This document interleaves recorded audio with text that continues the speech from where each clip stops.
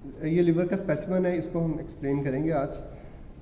Liver की जो सबसे पहले हमने देखना है कि ये वाली इसका कलर क्या होता है। इसका कलर रेडिश ब्राउन होता है और मेल्स के अंदर इसका जो वेट होता है वो 1600 ग्राम होता है और फीमेल के अंदर इसका जो वेट होता है वो 1300। एनाटॉमिकल पोजीशन इसकी क्या होती है, लिवर को एनाटॉमिकल पोजीशन में कैसे पकड़ते हैं, तो ये जो पीछे groove of the inferior vena cava होता है ना, यहाँ पे इंफीरियर वेना केवा होती है। तो इंफीरियर वेना केवा में अगर अपनी उंगली पास करें, फिंगर पास करें, तो हमने अपनी उंगली को वर्टिकल पोजीशन के अंदर रखना है। तो हमारी जो लिवर की पोजीशन होती है वो एनाटॉमिकल। जो लिवर होता है हमारा कौन कौन से रीजन्स के अंदर प्रेजेंट होता है। लिवर हमारा मेनली होता है राइट हाइपोकॉन्ड्रियम में, एपिगैस्ट्रियम में, और इसका कुछ पोर्शन होता है जो लेफ्ट लोब का कुछ पोर्शन होता है, ये हमारा लेफ्ट हाइपोकॉन्ड्रियम के अंदर प्रेजेंट होता है। और इसके बाद हम ये सर्फेसिस देखते हैं, इसकी कितनी सर्फेसिस होती हैं। इसकी 5 सर्फेसिस होती हैं लिवर की। इसकी जो 5 सर्फेसिस होती हैं, ये जो इसकी ये वाली सरफेस है, ये कौन सी सरफेस है, ये एंटीरियर सरफेस है लिवर की। उसके बाद ये वाली जो सरफेस है, ये कौन सी सरफेस है, ये है superior surface of the liver. और ये वाली जो सरफेस है इसकी, ये है posterior surface of the liver. ये वाली कौन सी सरफेस है, posterior surface of the liver. और उसके बाद ये वाली जो नीचे बच गई है, ये कौन सी सरफेस है, ये है inferior surface of the liver. और उसके बाद ये वाली जो सरफेस होती है इसकी, ये कौन सी सरफेस होती है, ये है right surface of the liver. और उसके बाद ये जो इसका जो एक बॉर्डर होता है, ये वाला जो इसका इंफीरियर बॉर्डर होता है, ये बहुत ही शार्प होता है। जो इंफीरियर बॉर्डर होता है, ये जो इंफीरियर सरफेस होती है और एंटीरियर सरफेस होती है, इसको आपस से सेपरेट। हम ये देखते हैं कि इसके लोब्स कितने होते हैं। जो इसका यहाँ पे फैल्सीफॉर्म लिगामेंट होता है, ये फैल्सीफॉर्म लिगामेंट जो होता है, ये लिवर को 2 लोब्स के अंदर डिवाइड कर देता है। ये वाला जो छोटा लोब होता है, ये है left lobe of the liver, और ये वाला जो लोब बाकी बच जाता है, ये होता है right lobe of the liver. ये फैल्सीफॉर्म लिगामेंट जो होता है, ये 2 लोब्स के अंदर डिवाइड कर देता है, ये है main lobe of the liver. इसके साथ साथ ये जो इसकी एक्सटेंशन होती है फैल्सीफॉर्म लिगामेंट की, इसको बोलते हैं टीरीज लिगामेंट, क्योंकि इस ड्यूरिंग डेवलपमेंट इसके अंदर से अम्बिलिकल वेसल्स गुजरती होती हैं, जो कि बाद में ओब्लिटरेट हो जाती हैं।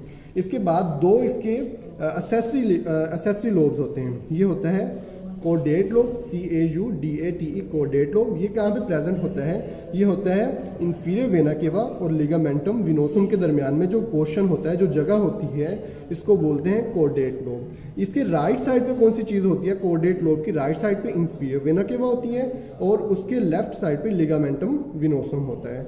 उसके बाद ये जो इसकी ये वाला between the gall bladder and teres, ligamentum teres जो होता है, इसके दरमियान में जो जगह होती है, इसको बोलते हैं quadrate lobe, QUADRATE, quadrate lobe. और ये इसके राइट साइड पे क्या चीज़ होती है, fossa for the gall bladder या गोल ब्लैडर होता है, और उसके लेफ्ट साइड पे क्या चीज़ होती है, लिगामेंटम टीरीज होता है। और इन दोनों quadrate lobe and the caudate lobe को एक चीज़ सेपरेट कर रही होती है। ये स्ट्रक्चर कौन सा होता है, पोर्टा हिपैटिस होता है। ये पोर्टा हिपैटिस क्या चीज़ होती है, इसके अंदर से कुछ चीज़ें पास कर रही होती हैं लिवर के अंदर।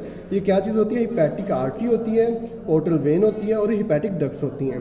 अब ये बात गौर करने वाली है कि जो पोर्टा हिपैटिस है, ये कौन सी सरफेस के ऊपर प्रेजेंट है। जो पोर्टा हिपैटिस है, ये inferior surface of the liver के ऊपर प्रेजेंट है, ये पोस्टीरियर सरफेस के ऊपर प्रेजेंट नहीं है। ये पोर्टा हिपैटिस क्या काम करता है, ये quadrate lobe and caudate lobe को आपस से सेपरेट कर रहा होता है। उसके बाद हम इसके पेरिटोनियल रिलेशंस देख लेते हैं। लिवर के पेरिटोनियल रिलेशंस कौन कौन से होते हैं। ये इसको थ्रू आउट पेरिटोनियम ने कवर किया होता है लिवर को, लेकिन कुछ एरिया ऐसे होते हैं जहाँ पे पेरिटोनियम की कवरिंग नहीं होती है। इसके अंदर मेनली जो एरिया आ जाता है वो होता है बेर एरिया ऑफ द लिवर। बेर एरिया क्या होता है कि ये जो होता है ना, ये सुपीरियर कोरोनी लिगामेंट होता है, सुपीरियर कोरोनी लिगामेंट, और यहाँ से सुपीरियर कोरोनी लिगामेंट और इंफीरियर कोरोनी लिगामेंट यहाँ पे आ रहे होते हैं। और इसके दरमियान जब ये आके आपस में यहाँ पे मिलते हैं, तो ये बना देते हैं ट्राइएंगुलर लिगामेंट। अब ये जो सुपीरियर कोरोनी लिगामेंट और इंफीरियर कोरोनी लिगामेंट और जहाँ पे आके ये ट्राइएंगुलर लिगामेंट बनाते हैं, इसके दरमियान में ये वाला जो पोर्शन बच जाता है, ये होता है बेर एरिया ऑफ द लिवर। बेर एरिया क्यों बोलते हैं, क्योंकि यहाँ पे पेरिटोनियम की कवरिंग नहीं होती। जब पेरिटोनियम की कवरिंग नहीं होती, तो इसके ऊपर डायाफ्राम डायरेक्टली आके अटैच हो जाता है। फर्स्ट करें कि ये जो मेरा हाथ है, ये डायाफ्राम है, तो ये डायाफ्राम इसके साथ डायरेक्टली अटैच होगा, इसके दरमियान में पेरिटोनियम नहीं आएगी। उसके बाद ये वाली जो groove of the inferior vena cava होती है, अगर इंफीरियर वेना केवा को यहाँ से उतारें, तो इसके नीचे ये वाली जो जगह होती है, इसके ऊपर भी पेरिटोनियम की कवरिंग नहीं होती है। और उसके बाद यहाँ पे लिगामेंटम विनोसम जो होता है यहाँ पे भी इसकी कवरिंग नहीं होती है। और उसके बाद यहाँ पे fossa for the gall bladder जो होता है, ये गोल ब्लैडर है, इसके नीचे ये वाला जो डिप्रेशन है ये फोसा है, इसके अंदर भी ये देखें यहाँ पे पेरिटोनियम की कोई कवरिंग नहीं है। इसके बाद हम विसरल रिलेशंस देख लेते हैं।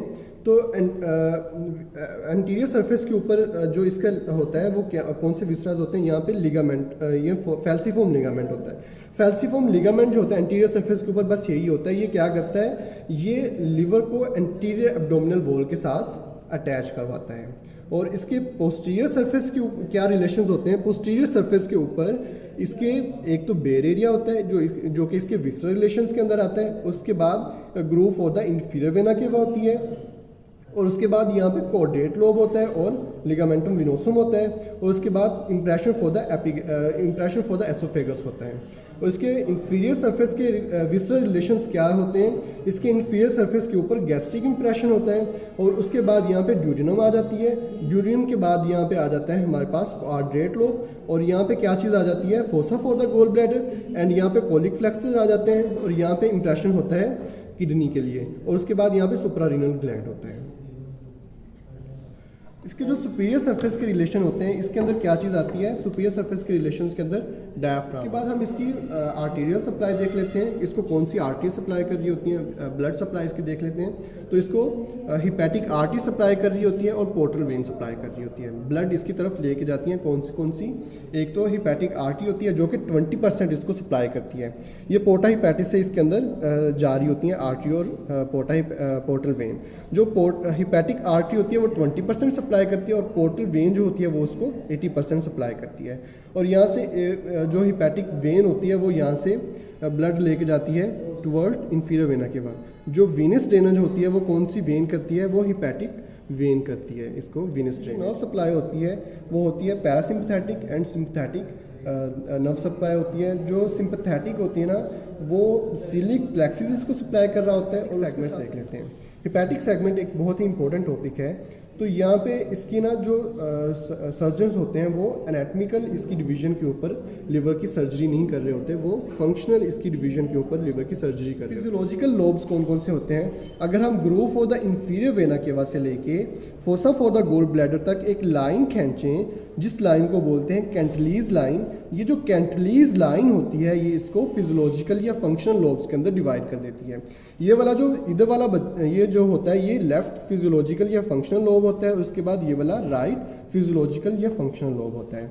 ये कैंटलीज लाइन इसको डिवाइड कर रही होती है। अब ये वाली जो बात है ये गौर करने वाली है कि जब पहले जो एनाटॉमिकल डिवीजन की थी तो फैल्सीफॉर्म लिगामेंट जो था इसको लेफ्ट लोब और राइट लोब के अंदर डिवाइड कर रहा था, लेकिन अगर जब हम फिजियोलॉजिकल डिवीजन करते हैं तो ये वाला जो फैल्सीफॉर्म लिगामेंट है ये लेफ्ट लोब को दो हिस्सों के अंदर डिवाइड करता है।